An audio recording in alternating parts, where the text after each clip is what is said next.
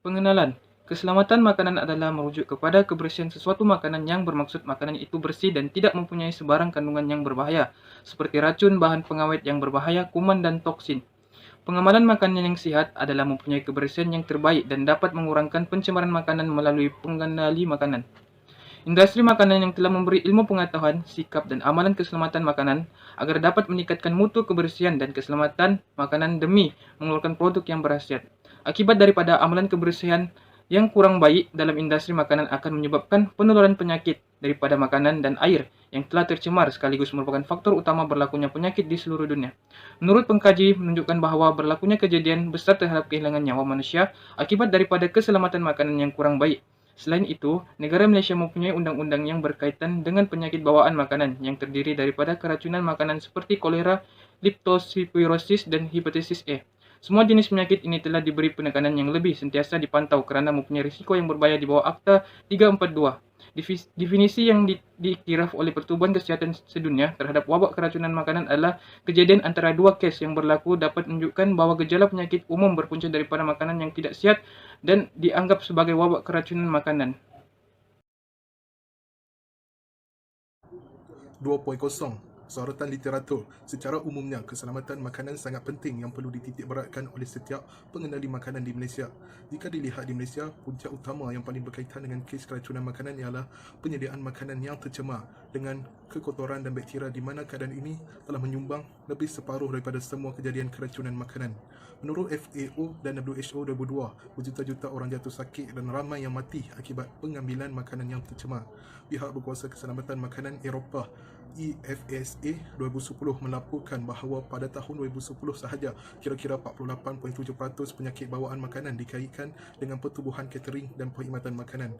Kebanyakan keracunan makanan adalah di institusi dengan 62% daripada kes di sekolah, diikuti oleh institusi akademik 17% dan perhimpunan sosial atau perayaan menyumbang sebanyak 8%. Menurut Sun, Singh dan Baines 2011 telah mendapati bahawa 50% kejadian berlakunya keracunan makanan adalah disebabkan oleh teknik pengendalian yang tidak bersih di Malaysia. Pernyataan ini turut disokong oleh KKM 2006 dan 2007 yang menyatakan bahawa kes keracunan makanan semakin meningkat sebanyak 26.4% pada tahun 2006 dan nilai ini meningkat 2 kali ganda dengan kadar kejadian sebanyak 53.19 untuk tahun berikutnya. Hujah ini turut disokong oleh fakta bahawa Islam menggesa penganutnya supaya memakan makanan yang baik untuk tubuh mereka. Makanan tersebut adalah makanan yang selamat, tidak menimbulkan alahan dan tidak menyebabkan penyakit. Ini selaras dengan amalan Nabi Muhammad SAW yang mengamalkan makanan yang sihat dan berkhasiat.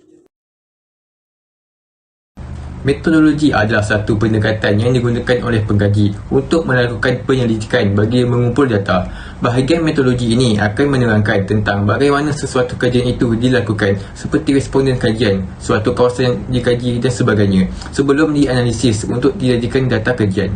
Bahagian ini juga menjelaskan tentang strategi yang digunakan untuk mendapatkan maklumat secara terperinci bagi menggunakan sesuatu kajian dan mencapai objektif yang telah dibincangkan. Dalam kajian ini, kami menggunakan kaedah pengumpulan data iaitu data primer dan data sekunder. Data primer merupakan kumpulan sumber yang masih baru dan belum dikaji oleh mana-mana sumber lain.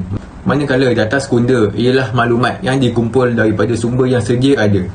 Dalam data primer, penggunaan borang kaji selidik melalui Google Form digunakan bagi mendapatkan maklumat daripada responden untuk penghasilan data dalam kajian ini. Dalam data sekunder pula, kami menggunakan sumber internet yang merupakan sumber yang boleh didapati melalui rangkaian global yang merangkumi pelbagai maklumat dari seluruh dunia. Dan kami menggunakan jurnal untuk sumber rujukan bagi mendapatkan maklumat bagi mencapai objektif kajian. Berikut adalah soalan-soal selidik di bahagian A yang menerangkan mengenai demografi responden yang mengandungi 4 bahagian. Berikut adalah demografi responden dari aspek jantina, diikuti pula dengan umur responden, sektor pekerjaan responden dan yang terakhir sekali, tahap pendidikan responden. Hasil kajian di bahagian B iaitu pengetahuan am responden bertujuan untuk mengkaji kefahaman mendalam serta sikap responden secara umum dan kepatuhan mereka terhadap amalan keselamatan makanan dalam kalangan pengendali makanan di Malaysia. Terdapat 4 soalan yang ditanyakan oleh pengkaji di bahagian ini. Berikut merupakan soalan-soalan yang dikemukakan. Soalan pertama iaitu, adakah anda peka dengan isu keselamatan makanan di Malaysia? Diikuti dengan soalan kedua iaitu saluran manakah yang dapat memberikan maklumat tentang isu keselamatan makanan kepada anda? Soalan ketiga yang ditanyakan adalah adakah anda pernah melaksanakan aktiviti pengendalian makanan? Akhir sekali, berkenaan pendapat iaitu pada pandangan anda, adakah keselamatan makanan di Malaysia berada di tahap yang memuaskan? Di bahagian C, dalam borang soal selidik dengan soalan yang memfokuskan tentang faktor utama yang menyebabkan timbulnya isu terhadap keselamatan makanan di Malaysia. Berikut merupakan faktor yang telah dikemukakan oleh pengkaji dalam kalangan pengendali makanan, iaitu yang pertama, tidak memakai sarung tangan ketika mengendalikan makanan. Kedua, merokok ketika mengendalikan makanan. Ketiga, tidak membasuh tangan sebelum mengendalikan makanan. Keempat, pengendali menggunakan peralatan dapur yang sama ketika mengendalikan makanan mentah dan yang telah dimasak. Dan akhir sekali, bahan mentah disimpan di tempat yang kotor. Kajian telah mendapatkan jawapan daripada 50 orang responden. Hasilnya seramai 40 orang responden iaitu bersamaan 80% telah menyatakan ya, di mana mereka telah bersetuju dengan faktor yang telah dinyatakan oleh pengkaji kerana mereka merasakan faktor tersebut mampu membuatkan keselamatan makanan di Malaysia tidak terjamin. Manakala seramai 4 orang responden iaitu 8% telah menjawab tidak kepada faktor yang telah disenaraikan. Akhir sekali terdapat 6 orang responden iaitu bersamaan 12% yang bertindak balas dengan soalan selidik ini dengan menyatakan tidak pasti.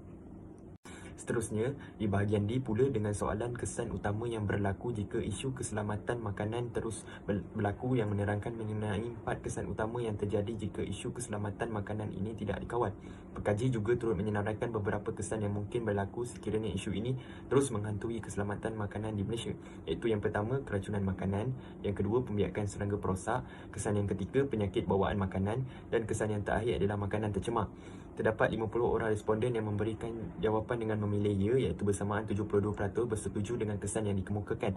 Hal ini kerana mereka berpendapat kesan jika isu keselamatan makanan ini terus berlaku termasuklah komplikasi daripada keracunan makanan seperti rasa loya, cerit-birit, muntah-muntah, sakit perut, demam, sakit kepala dan keletihan.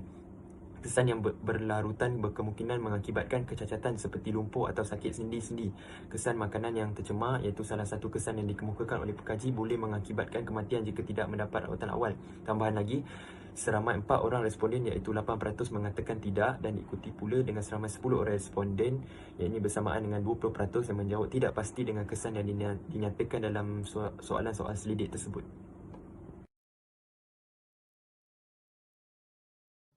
Saya akan menerangkan bahagian cadangan dan perbincangan kajian.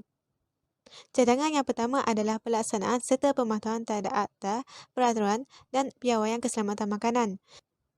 Semua pengendali makanan hendaklah wajib mematuhi asas kebersihan makanan dan perlu mengikuti Undang-Undang Malaysia Akta Makanan 1983, Peraturan Makanan 1985 dan Peraturan Kebersihan Makanan 2009. Cadangan yang kedua ialah latihan dan program secara berkala. Latihan dan program boleh menjadi alat yang berkesan untuk meningkatkan pengetahuan keselamatan makanan di dalam kalangan pengendali makanan, kerana pengetahuan amat penting untuk menghasilkan makanan yang selamat untuk dimakan. Cadangan yang terakhir ialah kesedaran kebersihan dan keselamatan diri. Aspek kebersihan diri seperti memakai pakaian seragam, apron, topi, topeng, sarung tangan, kasut bertutup yang sesuai dan tidak memakai barang kemas. Amalan kebersihan diri yang betul dapat menghentikan pencemaran dan risiko keracunan makanan serta mengurangkan bahaya kepada kesihatan pelanggan. Kesimpulannya, dalam kajian terhadap amalan pengendali makanan di Malaysia mempunyai tahap yang baik dan bersih dalam kajian yang telah dilakukan dan menunjukkan kebanyakan premis makanan dalam keadaan yang bersih. Hal ini kerana tahap amalan dan sikap pihak premis terhadap pengeluaran makanan yang baik kerana sentiasa menjaga kebersihan dan keselamatan serta mengikuti peraturan yang telah ditetapkan oleh pihak berkuasa dalam pengendalian makanan. Dengan itu, pihak kerajaan haruslah memainkan peranan dalam pengendalian makanan di Malaysia untuk mencapai objektif dan menjahirkan matlamat tersebut serta menyelesaikan masalah yang berlaku dalam pengendalian makanan. Di samping itu, pihak berkuasa mestilah sentiasa menjalankan tugas seperti memeriksa dan kemaskini proses tindakan dan teknik yang digunakan oleh premis dari semasa ke semasa untuk memastikan tiada kesalahan yang dilakukan semasa proses pengeluaran makanan dijalankan. Seterusnya, pihak yang bertanggungjawab haruslah menggunakan teknologi dan aplikasi yang baru dalam industri makanan bagi menggunakan pihak pengendalian makanan dalam menjalankan proses pengeluaran sesuatu produk makanan. Dengan itu, adanya teknologi yang baru dapat meningkatkan tahap kebersihan dan keselamatan makanan dengan kerjasama yang telah dilakukan oleh semua agensi yang terlibat dengan komitmen yang terbaik.